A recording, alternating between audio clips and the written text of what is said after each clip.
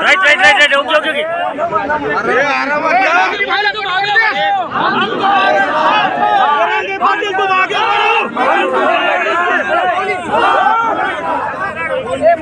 मराठा संघर्ष योद्धा मनोज जरांगे पाटील यांचे पूर्णा येथे मराठा समाजाच्या वतीने भव्य स्वागत करण्यात आले। तालुक्यातील मौजे गौर येथे आयोजित कार्यक्रमास ते पूर्णा येथून जात होते। पूर्णा शहर व परिसरातील मराठा बांधवांनी त्यांचे स्वागत केले। यावेळी महिला भगिनींनी त्यांना ओवाळून औक्षवण केले। एक मराठा लाख मराठा घोषणांनी परिसर दुमदुमून गेला होता।